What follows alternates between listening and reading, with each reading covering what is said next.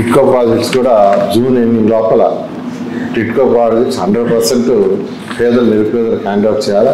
విశాఖపట్నంలో సమగ్ర అభివృద్ధిపై విశాఖ మెట్రోపాలిటన్ రీజనల్ అథారిటీ కార్యాలయంలో అధికారులతో ముగిసిన మంత్రి నారాయణ సమీక్షా సమావేశం. ఈ సందర్భంగా మంత్రి నారాయణ పలు సూచనలు, ఆదేశాలిచ్చారు. నిర్ణీత గడువులోగా వాటిని పూర్తి చేయాలని చెప్పారు. భోగాపురం ఎయిర్పోర్ట్ ను కలిపే 7 మాస్టర్ ప్లాన్ రోడ్లను 6 నెలల్లోగా పూర్తి చేయాలన్నారు. విశాఖ మెట్రోపాలిటన్ రీజనల్ అథారిటీ చేపట్టిన 8 MIG ప్రాజెక్టుల్లో రోడ్లు, డ్రైన్లు, ఇతర మౌలిక వసతుల కల్పన త్వరితగతిన పూర్తి చేయాలని ఆదేశాలిచ్చారు. 50 అంతస్తుల ఐకానిక్ భవనం, కొత్త వలస దగ్గర 120 ఎకరాల్లో థీమ్ బేస్డ్ సిటీ నిర్మిస్తున్నామని చెప్పారు. జూన్ నెలాఖరులోగా టిట్కో ఇల్లు పూర్తి చేసి లబ్ధిదారులకు అందజేస్తామన్నారు. విశాఖ మాస్టర్ ప్లాన్ డిజైన్ నిర్దేశిత గడువులోగా పూర్తి చేస్తామని హామీ ఇచ్చారు. డిస్కస్ చేసి వీలైనంతగా అవి 6 months లోపల భోగాపురం ఎయిర్పోర్ట్ ఓపెన్ చేసే లోపల ఆ 7 రోడ్లు కంప్లీట్ అయ్యేటట్టుగా చేయమని అంతకుముందే కాంట్రాక్టర్ చెప్పడం జరిగింది. అధికారులు కూడా ఆ విధంగా ఫాలోఅప్ చేస్తున్నారు. దాని మీద వాళ్ళ రివ్యూ జరిగింది. దాదాపు 1 నెల పూర్తయిపోయింది. గత నెల 18వ తేదీ యాక్చువల్గా టెండర్ ఇచ్చాము. దాని మీద వాళ్ళు ప్రత్యేకంగా అధికారులతో రివ్యూ పెట్టుకోవడం జరిగింది. అదేవిధంగా 8 MIG ప్రాజెక్టులు ఈరోజు EMRD యాక్చువల్గా సిటీలో చేస్తుంది. ఆ ప్రాజెక్టులు, వాటికి సంబంధించిన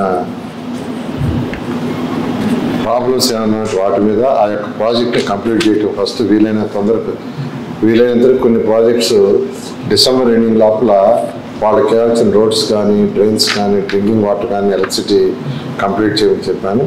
కొన్ని అయితే December 15th, కొన్ని డిసెంబర్ ఎండింగ్కి, కొన్ని వచ్చి January, కొన్ని February, ఒక ప్రాజెక్టు ఏప్రిల్కి పూర్తి చేస్తా అన్నారు.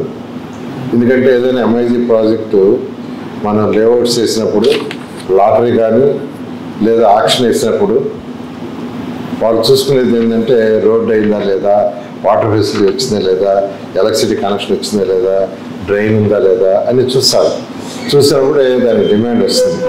అందువల్ల వాటి మీద యాక్చువల్గా వీలైనంత తొందరలో కంప్లీట్ అయ్యేటట్టుగా కన్సర్న్ కాంట్రాక్టులతో డిస్కస్ చేయమని చెప్పడం జరిగింది.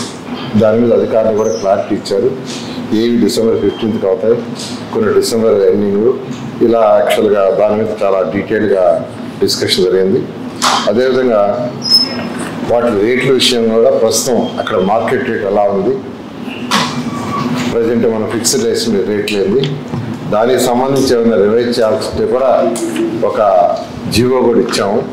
ఎక్కడైనా ఒక లేఅవుట్ మనం వేసినప్పుడు ఒక్కోసారి రేటు ఎక్కువని దానికి ముందుకు రావట్లా, ఒక్కోసారి రేటు తక్కువైనా దాని మీద ఎప్పటికప్పుడు రివైజ్ చేసుకునేటట్టుగా ఒక కమిటీ వేసి చేసే విధంగా దాన్ని కూడా ఇవాళ ఇన్స్ట్రక్ట్ చేయడం జరిగింది.